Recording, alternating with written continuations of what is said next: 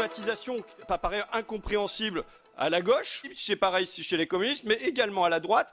Aujourd'hui, il y a de forts soupçons sur la privatisation d'Aéroports de Paris. La voix que je porte aujourd'hui et qui vous apparaît forte, elle n'est rien comparée à la voix qu'ont envie de faire entendre un certain nombre de personnes dans le pays. Et laissez-moi aller au terme de mon propos. Ruffin, merci. Non. Monsieur Ruffin, les règles sont claires. Alors, monsieur Ruffin, vous n'avez pour terminer mon propos, la parole. Madame la Je vous remercie. Bonjour, Bertille Bayart. Bonjour. On ne peut pas dire, mais c'est une polémique qui a l'air quand même très politique derrière le dossier qui, lui, semble à première vue très technique. Très clairement, on est arrivé là à un stade de polémique politique assez élevé. C'est assez amusant parce qu'en première lecture à l'Assemblée nationale, il y a quelques mois, c'était passé relativement inaperçu la privatisation de l'Aéroport de Paris et c'était plutôt la Française des Jeux qui faisait débat. Là, on est clairement arrivé sur le dossier ADP avec une polémique qui est très forte, à droite, à gauche et même dans les rangs du gouvernement de la majorité. Alors, je précise pour ceux qui nous rejoignent et je salue notamment Benoît, Loudisli, Gianni qui sont présents, qui ont réagi sur Twitter. On va reprendre leurs questions, que Bertille Bayart est chroniqueuse économique au Figaro. Oui, on peut privatiser les aéroports. C'est votre avant-dernière chronique à retrouver sur lefigaro.fr, sur Figaro Vox. Et ce matin, d'ailleurs, vous pouvez également lire votre nouvelle chronique sur les déboires des banques allemandes. Alors, avant de revenir sur vos arguments, je voudrais qu'on regarde un peu les coulisses de ce débat. Donc, on disait un débat très politique, parce qu'il y a quand même une chose qui est assez spécifique, on y reviendra peut-être tout au long de cette émission, mais c'est que la droite et la gauche sont sur la même longueur d'onde et contre cette privatisation défendue par la majorité. Alors on va préciser un petit peu les choses. La gauche est contre, on va dire, il y a un fond d'étatisme relativement classique et attendu de la part de la gauche sur ce dossier, même si il faut rappeler que la gauche a beaucoup privatisé par le passé, certainement, et même plus que les gouvernements de droite dans la période récente. Ça, c'était sous le gouvernement Jospin. Voilà, la dernière grande vague de privatisation, c'est le gouvernement Jospin. Donc la gauche là-dessus a une position idéologique qu'on attend, mais qui en pratique n'a pas toujours été très claire. Qui était contredite par les faits. Voilà. Pour ce qui concerne la droite, chez les Républicains, effectivement, on a eu un vote au Sénat contre la privatisation d'Aéroports de Paris de façon assez ferme, mais ça ne concerne qu'une partie de la droite. Chez les Républicains, il y a une tribune qui a été signée par, on va dire, la moitié de l'effectif des Républicains en termes de députés et de sénateurs. Donc ça veut bien dire que là aussi, on a un clivage qui se forme à l'intérieur des Républicains sur l'opportunité de privatiser ou pas. Et pour ceux qui sont contre la privatisation, on ne peut pas exclure qu'il y ait une part d'opportunisme politique, étant donné la situation générale de la majorité, qui est aujourd'hui, on le sait, dans la situation compliquée créée par les Gilets jaunes et le grand débat. Et donc voilà, Aéroport de Paris est devenu un petit peu un prétexte aussi à combat politique. Je disais que la gauche était plutôt sur un parfum d'étatisme. Les Républicains qui sont contre sont plutôt sur un parfum de souverainisme, on va dire, avec la question de la frontière qu'est Aéroport de Paris, l'opportunité de passer ou non au privé, ce qui est donc à la fois une frontière et un actif stratégique. 103 députés républicains, 103 parlementaires républicains, donc, qui avaient été emmenés par le vice-président du parti, Guillaume Pelletier, et qui avaient signé donc, le 23 février dernier cette tribune chez nos confrères du journal du dimanche. Du coup, la gauche a sorti une tribune avec 250 signataires. Oh, et il y a d'autres pétitions qui sera lancées. D'ailleurs, l'auteur d'une de ces pétitions sera avec nous tout à l'heure en direct, c'est David Kella. Au gouvernement, est-ce que les positions sont claires ? Je voudrais peut-être qu'on écoute d'abord Bruno Le Maire, puisqu'il s'exprimait ce matin sur LCI. Voici ses dernières précisions. Privatiser Aéroports de Paris pour l'éternité. Nous donnons une concession pour 70 ans à un opérateur qui doit garantir le meilleur développement possible de Aéroports de Paris. Donc, il dit au début, on ne va pas privatiser Aéroports de Paris pour l'éternité. Hier, Benjamin Griveaux déclare dans un premier temps que l'État, qui détient actuellement 50,6% du capital, en gardera une partie, entre 20 et 30%, on ne sait pas trop, déjà. Et ensuite, il rétropédale par tweet, il dit « Aucune décision n'a été prise sur le maintien ou non de l'État au capital ». Où en est-on ? On va peut-être revenir très rapidement. Premier temps, campagne électorale d'Emmanuel Macron qui annonce un programme de privatisation. Deuxième temps, ce qui est dans le programme est mis en musique dans le texte de loi Pacte, qui a mis pas loin d'un an à être écrit après l'élection présidentielle, dont le principe général, le principe politique général est de dire on remet l'État à sa juste place dans l'économie, et donc il y a des secteurs de l'économie dont l'État peut se désengager, des secteurs commerciaux notamment. Or, l'activité d'ADP est essentiellement commerciale, puisque c'est une grande partie de son chiffre d'affaires qui est réalisée par les boutiques, les parkings, etc. Et tout ce qui n'est pas commercial... c'est pas quand on prend l'avion, c'est quand on met sa voiture au parking ou bien quand on va dans les boutiques duty-free. Voilà. D'accord. C'est quand même ça qui fait le gros du chiffre d'affaires. Et les fonctions essentielles, quasiment d'ordre régalien d'ADP, peuvent être encadrées par l'État au travers de contrats de régulation. Et donc que l'État soit actionnaire ou pas de la société n'y change pas grand-chose. Ça, c'était les principes. On a mis en musique donc dans la loi Pacte. À partir de là, c'est développer cette polémique et donc l'opportunité de savoir si ça peut être utile ou pas que l'État reste quand même au capital. Par rapport au principe, ça n'a pas d'intérêt particulier. C'est-à-dire, soit on considère qu'effectivement la régulation suffit à assurer le contrôle de l'État sur ce qui doit être contrôlé par l'État, soit on estime qu'il faut que ça reste public et à ce moment-là, il ne faut pas engager cette privatisation. Le fait de dire l'État garderait 20% du capital, finalement, on est sur une espèce d'abodiation de la position de principe qui vise à rassurer ceux qui aujourd'hui s'inquiètent. Mais ça ne touche pas les principes sur l'histoire des 20%. Non, à mon avis, ça n'a pas beaucoup d'intérêt. Soit on est en train d'essayer de trouver un espèce de juste milieu entre deux positions qui ne sont pas conciliables. Si je vous suis, c'est pour rassurer ceux qui sont un peu inquiets sur le départ ou l'abandon de l'État. C'est un classique. À chaque fois, on dit, dans beaucoup de privatisations comme ça, on a laissé l'État au capital et on a fait une descente en sifflet plutôt que d'assumer totalement la privatisation complète. Juste un point, donc Benjamin Griveaux a dit l'État devrait garder 20%, il a rétropédalé, donc a priori c'était un couac, une boulette. On peut supposer que c'est un arbitrage qui est en train d'être pris et qu'il n'aurait pas dû être annoncé dès hier. Est-ce qu'on en sait un petit peu plus sur cet arbitrage ? Ce matin, le Canard enchaîné révèle que Emmanuel Macron ne serait plus en faveur d'un rachat par Vinci. Oui, alors ça, c'est une autre dimension de ce dossier qui est assez intéressant. Je disais, il y a, dans les oppositions à cette privatisation, il y a un parfum d'étatisme, il y a un parfum de souverainisme et il y a un parfum de complotisme. Au sens où se traîne cette espèce de bruit de fond depuis des mois qui dit quand même Vinci qui a été... celui qui a racheté une partie des autoroutes, et ça, on sait que ça a été une privatisation très douloureuse pour la classe politique, on y reviendra. 2, Vinci, c'est Notre-Dame-des-Landes, et donc il y a une indemnisation à négocier entre l'État et Vinci pour ne pas avoir fait Notre-Dame-des-Landes. 3, Vinci, candidat à Aéroport de Paris, voilà, tout ça fait beaucoup. Donc Vinci est un client que l'État a du mal qui est compliqué à manipuler d'un point de vue politique pour le gouvernement. Et il y a une grande question sur ADP qui est de savoir est-ce qu'on veut une opération dans laquelle on donne le contrôle d'Aéroport de Paris à un autre opérateur, et à ce moment-là Vinci est favori, ou est-ce qu'on préfère faire une opération ouverte où ADP reste dans le modèle où il est aujourd'hui, c'est-à-dire de société indépendante, avec plusieurs actionnaires, plutôt des partenaires financiers, des fonds d'infrastructure, des choses comme ça. Dernier point, il y a une autre crainte, c'est que ce soit des groupes étrangers qui prennent possession du capital. Est-ce qu'il y a des garanties qui existent dans la loi, ou bien est-ce qu'on peut avoir une situation comparable, on y reviendra également dans le courant de cette émission, à ce qu'on a vu à Toulouse, l'entrée au capital d'un groupe chinois. Vraisemblablement, quand on parle d'étrangers, c'est évidemment les groupes chinois qui sont redoutés, on va dire. On n'a pas du tout envie de confier un actif comme Aéroport de Paris à un groupe chinois. Il y a ce risque-là sur Aéroport de Paris ? A priori non, dans le sens où il faut réussir à formuler le cahier des charges de façon à éviter des candidatures non désirées, notamment qui seraient liées à un État non européen, la Chine en particulier. Merci beaucoup, Bertie, pour ces premières précisions. Il y a d'autres précisions à donner. On va aller voir avec les autres invités. Déjà, on peut voir quels sont vos arguments en faveur de la privatisation d'Aéroports de Paris. Oui, on peut privatiser les aéroports. C'est le titre de votre chronique à retrouver sur lefigaro.fr. Alors, est-ce que la France est vendue par morceaux, comme le pense Spartiate13, internaute du Figaro.fr, ou bien est-ce que l'État doit vendre toutes ses participations qu'il a dans les entreprises, comme le pense en revanche Départ, autre internaute du Figaro? C'est la question qu'on se pose aujourd'hui. Vous pouvez continuer à débattre. Il y a énormément de commentaires déjà qu'on a.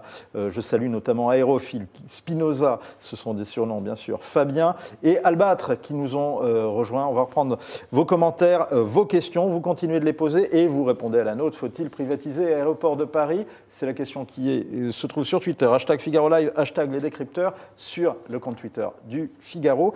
Et il y en a bien sûr un qui est favorable, c'est le ministre de l'économie, Bruno Le Maire. On l'a déjà entendu, on le réécoute. Nous ne voulons pas privatiser. Nous ne savons pas gérer une compagnie aérienne, ce n'est pas le rôle de l'État. Ce n'est pas de gérer des boutiques ou des hôtels qui représentent une grande partie du chiffre d'affaires d'Aéroports de Paris. Le rôle de l'État, c'est de protéger les intérêts stratégiques des Français. Il y a dans Aéroports de Paris une frontière qui continuera à être protégée. Il y a des tarifs aériens qui continueront à être fixés par l'État. Donc toutes les garanties dans le cas d'Aéroports de Paris seront apportées par l'État parce que c'est son rôle. Bonjour Augustin Landier. Bonjour. Vous êtes professeur à HEC Paris, spécialiste de la finance d'entreprise. Les chiffres qui circulent font état de la chose suivante. Si l'État, aujourd'hui, étant donné le cours d'ADP, vend cette entreprise, il pourrait embaucher 10 milliards d'euros. Contre, si on prend l'État, la situation actuelle, des dividendes qui lui rapporteraient pour l'instant, on va dire, moi j'ai trouvé ce chiffre, peut-être en trouverez-vous d'autres, de 186 millions d'euros par an. Donc ça voudrait dire qu'il faudrait un siècle pour arriver à ces 10 milliards d'euros.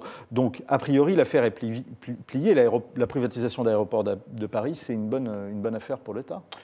C'est très difficile à estimer, c'est-à-dire qu'il faut s'interroger sur la mesure dans laquelle l'entreprise sera mieux gérée ou moins bien gérée sous le contrôle de l'État ou en dehors de son contrôle. Il ne faut pas oublier d'ailleurs que c'est une entreprise qui est déjà, pour l'essentiel, privatisée au sens où quasiment la moitié des dividendes sont versés à d'autres actionnaires. Donc elle est déjà sur le marché, vous pouvez vous-même... 49,4%. Exactement, donc vous pouvez acheter des parts de Aéroports de Paris et bénéficier de ces dividendes dès aujourd'hui. La question, c'est vraiment celle du contrôle de l'État et de la question de savoir si ce contrôle qui est de facto exercé par l'État, qui est majoritaire d'un chouïa, est quelque chose qui bénéficie à l'efficacité du développement de l'aéroport ou au contraire qui est une charge qui finalement introduit des problèmes de gestion et un manque de compétitivité. Et de votre point de vue? De mon point de vue, alors, je suis plutôt un économiste libéral. C'est-à-dire que je pense vraiment que dans les activités concurrentielles, et c'est ce que rappelait Bruno Le Maire, l'État devrait se désengager. Ce qui me surprend, c'est que dans les entreprises où l'État garde actuellement des actions, il y a beaucoup de candidats beaucoup plus naturels, beaucoup plus évidents, beaucoup plus incontestables. C'est-à-dire que pourquoi est-ce que l'État garde un rôle d'actionnaire significatif dans Air France, mais aussi dans les constructeurs automobiles français, dans Orange? Sur ces questions-là, je pense que vraiment, il n'y a plus vraiment de bataille idéologique. L'État devrait vendre ses parts. Sur celle des aéroports, pourquoi est-ce que c'est un petit peu particulier? Il y a deux choses particulières. La première, c'est que c'est une sorte de monopole naturel. On peut en discuter. Il y a Orly, c'est pas complètement un monopole, mais tout de même, voilà, oui, CDG alors qu'il est... Ce qu'on appelle un monopole naturel, c'est que par exemple, il y a Orly et Roissy. On ne va pas installer des aéroports à proximité qui pourraient faire concurrence. Exactement, et ça prendrait beaucoup de temps de le faire. Ça donc prendrait les concurrents sont européens. Donc il y a ce côté monopole naturel qui fait que la réglementation qui doit être appliquée à un opérateur de ce type est compliquée. En particulier, il faut définir les tarifications de manière précise. Donc c'est tout bénef pour l'entreprise, l'opérateur qui récupérerait l'entreprise parce qu'elle aurait finalement une rente. C'est ça que vous... Sauf si on régule, il s'agirait de le faire, évidemment, les prix qu'elle peut faire payer aux usagers, à la fois les compagnies aériennes et les gens qui voyagent, les voyageurs. Donc ça, c'est le premier aspect. Le deuxième, c'est les externalités, c'est-à-dire qu'il peut y avoir une différence entre ce qu'un opérateur privé considère comme le développement optimal en taille, mettons, de l'aéroport, et ce que la région considère comme le développement optimal. Les deux choses peuvent être non alignées dans la mesure où la taille de l'aéroport peut avoir des répercussions sur le niveau de tourisme, les emplois créés dans la région, mais aussi des répercussions négatives. Il peut y avoir une différence de vision entre la région et l'opérateur. Exactement. L'opérateur peut se dire à un moment, on ne construit pas de nouvelles choses sur les 7000 hectares qui restent à disposition parce que que ça serait trop cher. Et la région dit il y a un besoin de service public, il faudrait le faire. Ou à l'inverse, l'opérateur voudrait s'étendre pour pouvoir faire plus d'activités, mais il peut avoir des nuisances sonores. Donc si aujourd'hui on pouvait se mettre d'accord sur le cahier des charges, ça serait le bon moment de le faire. Moi, ce qui me gêne, c'est que la question du transport n'a pas été réglée. C'est-à-dire que la valeur de cet aéroport, à combien vous seriez prêt à l'acheter aujourd'hui, ça dépend vraiment de est-ce que l'accès express va ou non avoir lieu. Et j'ai peur que la privatisation totale de l'aéroport rende compliquée la coordination entre les collectivités locales et l'opérateur privé. Alors, précisément, vous êtes favorable à un transfert à l'échelon plus local.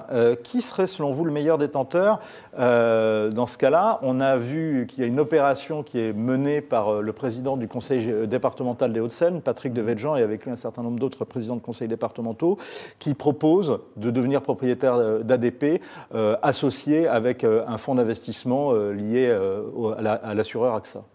Donc je pense qu'il y a une logique à ça, dans la mesure où il achèterait moins cher. Hein. Il parle de 6 milliards d'euros contre 10 milliards. Ça, c'est une négociation, vous voyez. Ça, c'est une négociation. Et évidemment, il faut que l'État... Pour l'État, c'est moins intéressant. Ouais.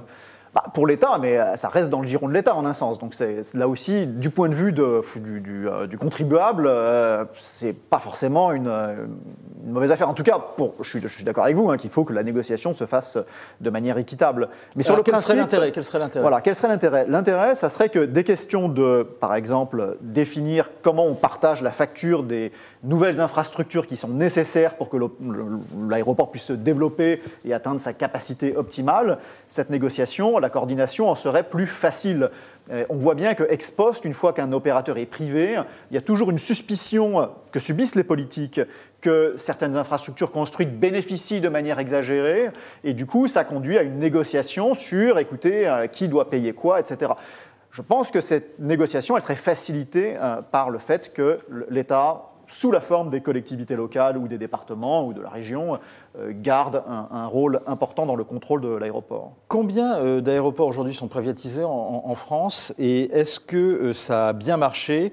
Dijonais, par exemple, nous écrit sur Internet Londres-Heathrow. Alors ça, c'est à l'étranger, est le plus grand aéroport d'Europe, et il appartient au groupe Ferrovial, et ironise-t-il, les avions décollent, donc ça marche bien. Oui, mais il y a de tout en fait, c'est assez intéressant, d'ailleurs c'est parfois contre-intuitif. Les États-Unis, il n'y a pas d'aéroport privé, eux ont un principe assez strict là-dessus. Bon, est-ce que les privatisations sont une bonne opération ou pas pour les aéroports?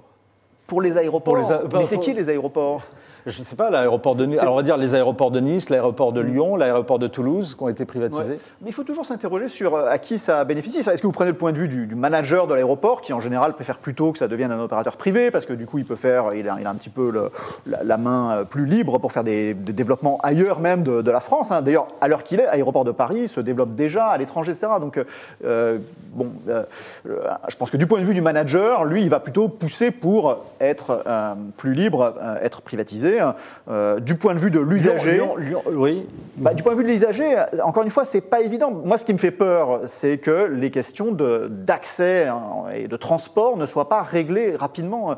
Et je suis inquiet de voir le fait que tout le Grand Paris reste quelque chose un magma un peu flou. En fait, on a l'impression que les choses sont remises en cause, les décisions sont toujours sur le fil du rasoir. Et ça c'est très gênant pour la pérennité du fonctionnement de l'aéroport. Et là, vous avez des appréhensions vu le contexte qui entoure justement je pense que la tout ce qui est lié à l'aéroport. Voilà. Merci Augustin Landier de ces premières réponses. Vous restez avec nous pour l'instant. Faut-il privatiser ADP? C'est la question qu'on se pose ce matin sur Twitter, #Figaro Live, #les décrypteurs. Il y en a donc qui sont contre, et on va regarder un petit peu à un moment la réponse que vous nous faites sur Twitter. Anna, vous êtes une large majorité à être contre, à l'instar notamment d'un élu francilien, le député de l'Essonne, Nicolas Dupont-Aignan. On l'écoute. La privatisation d'Aéroports de Paris est un scandale financier, car l'État va se priver de recettes et ce qu'il va placer avec l'argent de la vente lui rapportera moins que ce que lui rapporte aujourd'hui Aéroports de Paris. Donc, il n'y a aucune raison financière de privatiser Aéroports de Paris. Et deuxième point, c'est un scandale écologique, car une fois que vous aurez une entreprise privée chargée d'Aéroports de Paris, vous pouvez dire adieu à la protection de l'environnement. C'est vrai ça, ce que dit Nicolas Dupont-Aignan, il n'y a aucun intérêt financier à privatiser Aéroports de Paris. Certains disent qu'il est plus rentable de garder les dividendes actuels que si l'État plaçait le produit de sa vente sur les marchés.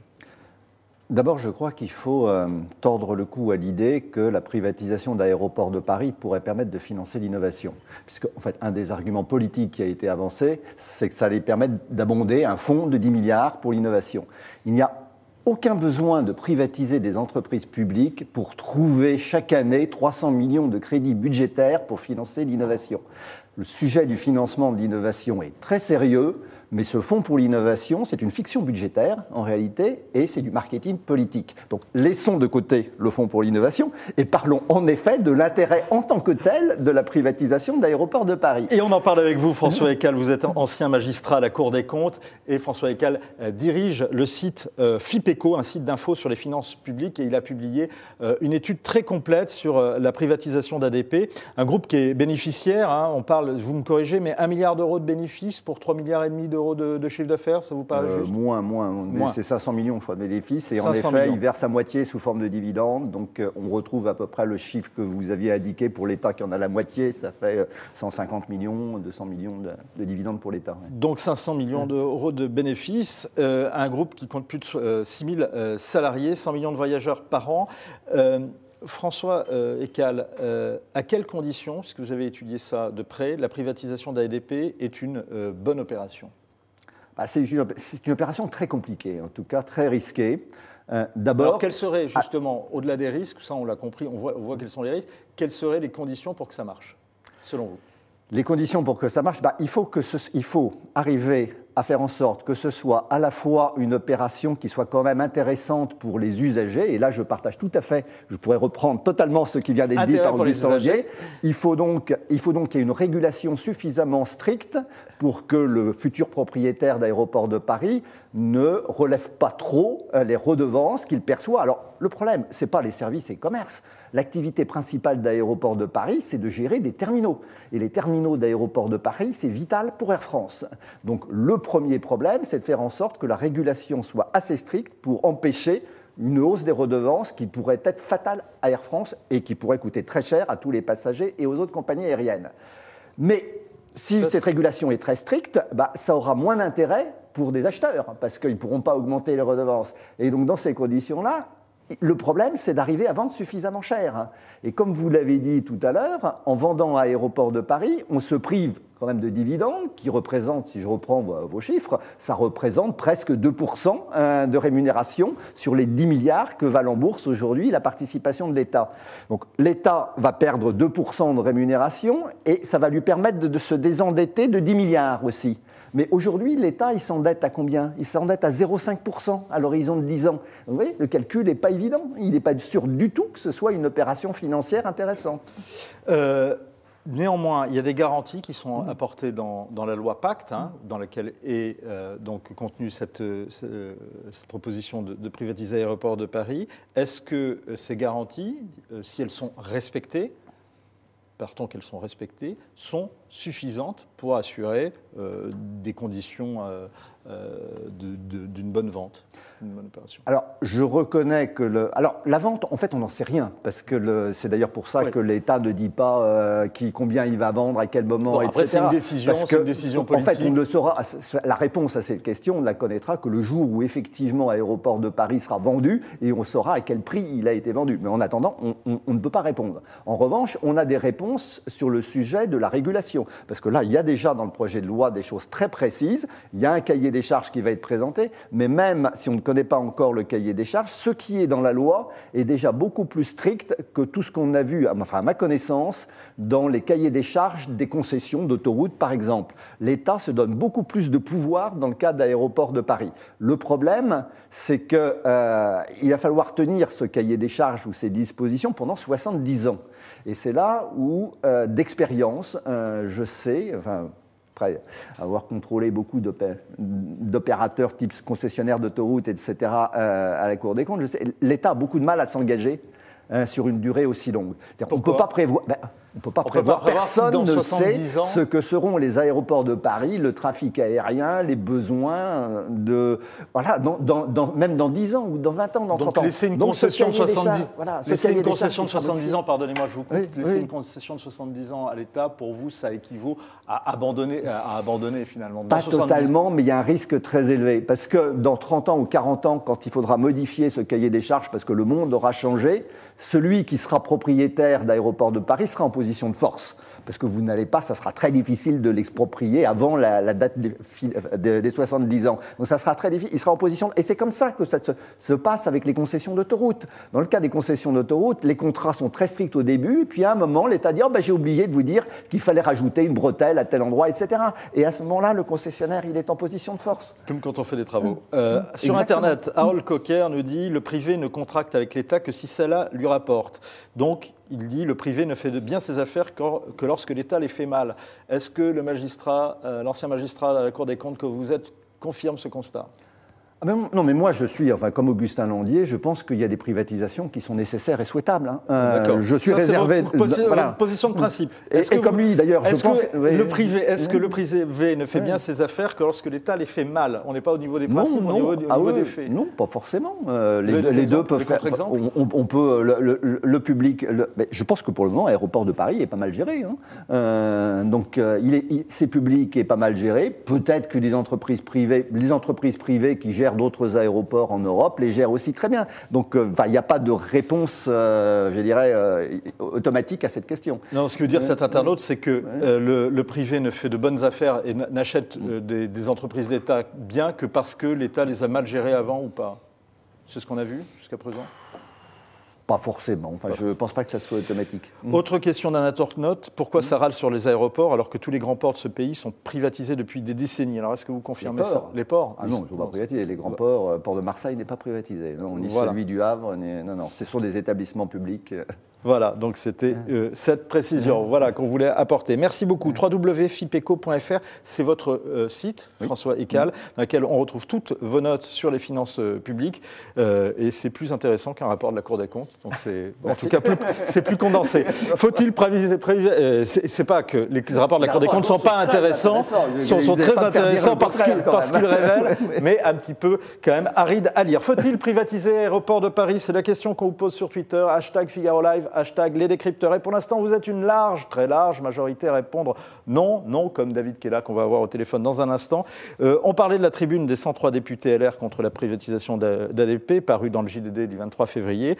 Les LR, donc, sur la même ligne que la gauche, et ça suscite bien la colère du gouvernement, la colère et parfois l'ironie également, celle notamment de Bruno Le Maire. C'était à l'Assemblée nationale. Et on écoute encore une fois le ministre de l'économie.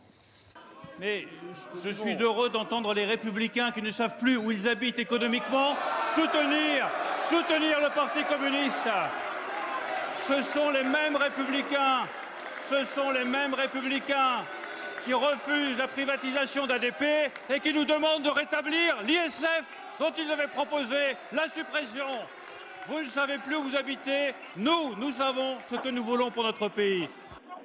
Et David Kella, c'est ce qu'il veut. Il ne veut pas de la privatisation d'Aéroports de Paris. Bonjour, vous êtes universitaire et membre des économistes atterrés, une organisation d'économistes plutôt à gauche. Et vous avez, dans une interview à Figaro Vox, dit tout le mal que vous pensiez de cette privatisation. Je ne vais pas revenir sur vos arguments, ils sont très clairs et je vais renvoyer les internautes à votre interview qui est passionnant. Vous avez lancé une pétition contre cette privatisation. Combien de signatures, pour l'instant, avez-vous recueillies ? On arrive à 130 000 à peu près. Est-ce que vous pensez que vous serez entendu ? Moi, ce que m'intéresse, c'est que justement, dans le canard enchaîné du jour, on voit que ça chamaille un peu au niveau du gouvernement, parce que on sait plus trop. Alors, on écarte Vinci, mais on sait plus trop comment on va les faire. Est-ce qu'on va garder une partie du capital au public ? Enfin, voilà, moi j'ai l'impression qu'aujourd'hui, en tout cas, le gouvernement subit un peu la pression que bien sûr, on participe à mettre avec cette pétition, mais aussi que les Gilets jaunes, qui ont repris beaucoup de nos arguments, manifestent en ce moment contre cette privatisation.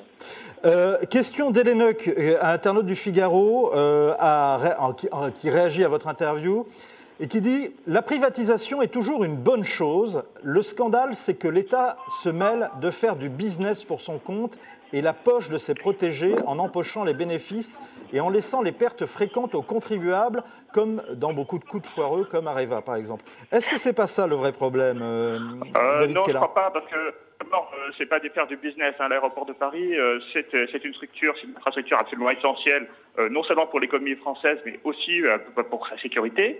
Alors le gouvernement nous dit oui, mais justement, l'État pourra plus se concentrer sur la sécurité et laisser les baux commerciaux à un gestionnaire privé. Sauf que, en fait, on peut pas dissocier les deux. C'est-à-dire que le problème, c'est que ça va entraîner une contractualisation extrêmement complexe, puisque d'une part, il y aura les intérêts commerciaux du prestataire privé, et puis d'autre part, il y aura les impératifs, les douanes, le contrôle des gens, la sécurité, qui, eux, seront laissés à l'État. Donc on va organiser une espèce de contractualisation complexe qui va, à mon avis, être totalement inefficace. Pourquoi la privatisation d'Aéroports de Paris est un scandale politique? C'est votre interview vous avez été interviewé aux côtés de Coralie Delhomme, oui. à retrouver dans Figaro Vox, avec tous vos arguments, et on signale également votre dernier livre, L'économie du réel, c'est chez Archipel. Merci beaucoup David Kella d'avoir été en direct avec nous. Bertie Baillat, qu'est-ce que vous pouvez répondre? Je pense que vous n'êtes pas tellement d'accord avec ce que vient de développer David Kella. Sur toute la question autour de la sécurité quand même d'Aéroports de Paris. On se souvient du livre de Philippe de Villiers sur les bagagistes de Roissy notamment. Si tout ça est confié à des opérateurs privés, quelle garantie on a que la sécurité et la stratégie et le contrôle de nos frontières est assuré? La question est de savoir si est-ce que la détention du capital d'Aéroports de Paris fait la différence ou pas. Tout ce qui est sécurité est assuré bien ou pas, ça je ne me prononce pas là-dessus, et est-ce qu'il y a des améliorations à apporter sur ce terrain-là? Certainement aussi, mais toutes ces missions de sécurité, elles sont assurées par les douanes, par la gendarmerie, par la police des frontières, que l'aéroport soit public ou privé. Et on l'a dit, tous les modèles d'aéroports existent aujourd'hui dans le monde, privé ou public selon les pays. On a de très bons aéroports publics, de très mauvais aéroports publics, de très bons aéroports privés, de très mauvais aéroports privés. Donc voilà, je pense qu'il ne faut pas tout mélanger. La question de la sécurité, elle est absolument essentielle, mais pour moi, elle n'a rien à voir avec la détention du capital. Ça ne changera pas grand-chose. Elle relève du régalien. Darja nous pose cette question sur le Figaro.fr. On a vendu les autoroutes, on voit ce que ça donne. Privatisation n'a de sens que s'il y a compétition. Un aéroport, c'est un monopole. Cet argument-là du monopole que développe Augustin Landier, il est effectivement essentiel. Moi, je prendrai un contre-exemple qui est celui de la SNCF, qui est là, pour le coup, est un monopole. Effectivement, là aussi, on a un monopole naturel, détenu 100% par l'État. Et on voit bien que l'État, dans la gestion d'un monopole comme celui de la SNCF, a un problème à arbitrer entre ses dividendes, la capacité d'investissement de la société, les tarifs pour les consommateurs et les conditions sociales de l'entreprise. Voilà. Et donc il y a énormément de facteurs qui rentrent en compte que l'État n'arrive pas forcément à gérer au sein de lui-même. Voilà. Donc on l'a dit aussi sur ADP, la question essentielle, ce sont les tarifs, les redevances que devra payer en particulier Air France. Est-ce que l'État, comme actionnaire, est donc poussé à engranger le maximum de dividendes, est le mieux placé dans ces conditions-là pour faire la régulation des tarifs? Moi, j'en suis pas sûr. Oui, ça va. Là-dessus, et je rejoins vraiment ce que disait François auparavant, la question, c'est la stabilité des conditions dans lesquelles l'opérateur opère. Donc, quand un secteur atteint un niveau de maturité qui fait qu'il n'y a plus tellement d'innovation qui change finalement la manière de décrire le monde, comme l'eau. L'eau du robinet, il y a un monopole naturel et on donne des concessions et donc il y a des opérateurs privés qui nous amènent l'eau. Mais là, le problème se décrit assez bien. On sait décrire ce que sera le monde dans 5 ans. Dans le cas de l'aéroport, à la fois à cause de cette question des infrastructures de transport qui le relient à la ville, et puis aussi le fait que l'aérien est en plein boom, que les contraintes écologiques ou même sur la pollution sonore, etc., sont des choses qui font débat, et c'est très difficile d'écrire un cahier des charges qui pourra perdurer suffisamment longtemps pour ne pas être renégocié. Et là, la difficulté, c'est qu'en cas de renégociation, le droit, finalement, donne pas mal de pouvoir à l'opérateur propriétaire de la concession qui n'est pas terminée, pour dire, vous changez les règles du jeu, donc vous allez devoir payer plein pot. C'est ça, ce problème de renégociation se pose fortement, à mon avis, dans le cas de... Sur l'histoire de la SNCF, quand même, ce que disait Bertie, justement, vous entendez cet argument, quand même? Oui, mais moi, encore une fois, je suis plutôt pour les privatisations. D'ailleurs, la SNCF, je pense, est plutôt un bon candidat, parce qu'on peut définir assez bien maintenant ce que va être la SNCF dans 5 ans. Mais vous voyez, au moment où le TGV a été construit, c'était sans doute plus difficile. Donc c'est ce moment où les constructions d'infrastructures et l'opération sur ces infrastructures n'est pas quelque chose qu'on peut bien définir, où il y a un enchâssement, si vous voulez, qui n'est pas encore complètement joué. C'est là qu'il y a besoin que ça soit dans le même giron. Et puis après, une fois que c'est bien défini, là, on peut découpler les deux. Et il y a un opérateur qui s'assure qu'on tire le maximum, entre guillemets, de l'infrastructure qui a été construite. 365 nous dit, on est cantonné en France à vendre des pépites pour gérer la crise. Une partie de la vente devrait aider à désendetter dans un environnement de taux bas. François Hecker. Oui, c'est l'objectif, en effet. Donc, pour moi, cette privatisation n'a pas pour objet de financer un fonds pour l'innovation, c'est clair. Mais vous êtes d'accord avec ça, Bertille? Oui, ça me paraît assez cosmétique. Voilà, enfin, je pense donc l'objectif poursuivi, affiché par le gouvernement, mais c'est le désendettement. Et il y a un sujet sur la privatisation. Là, effectivement, le mix des deux nous amène dans des débats. Donc l'objectif affiché par le gouvernement vous paraît pas tenable, en fait. Mais le désendettement est un très bon objectif. Les modalités ne me paraissent pas adaptées. Mais c'est un autre... on refera une émission sur le financement de l'innovation. C'est pas un bon objectif en soi. Ce qui compte, c'est la dette nette des actifs qu'on a. Donc si vous voulez que vous ayez un actif et de la dette en face, les deux, une partie de la dette s'annule, entre guillemets. Donc vendre l'aéroport aujourd'hui ou le vendre dans 5 ans, c'est neutre du point de vue de l'endettement de la France. Juste un petit point, parce que l'internaute disait on vend des pépites. On dit beaucoup aujourd'hui que ADP est une société formidable, ce qui est vrai, c'est une entreprise qui va bien. Ça ne veut pas dire non plus qu'il n'y a pas des progrès à faire. Et il y a un petit point que je trouve intéressant, c'est ce qu'a dit François Bayrou, qui était un opposant notoire, féroce de la privatisation des autoroutes, qui a dit le cas de l'aéroport de Paris est un peu différent. Il a été un peu vague, il a dit quelque chose ne va pas, mais il sous-entendait on a aussi des problèmes dans le classement d'aéroports de Paris au niveau mondial sur la qualité. À des aéroports de Paris, Roissy-Charles de Gaulle est absent des classements des meilleurs aéroports en termes de qualité. Il y a des sujets de ponctualité. Voilà, donc on a une marge d'amélioration qui crée aussi l'opportunité pour un acteur privé d'investir dans cette entreprise parce qu'il y a de la marge de progression et il y a de la marge donc, de rentabilité à faire sur cette opération. Et comme il y a des questions de ponctualité, je suis désolé, mais on est obligé d'arrêter cette émission. Merci beaucoup. On la continuera, donc, notamment sur le financement de l'innovation, puisque le débat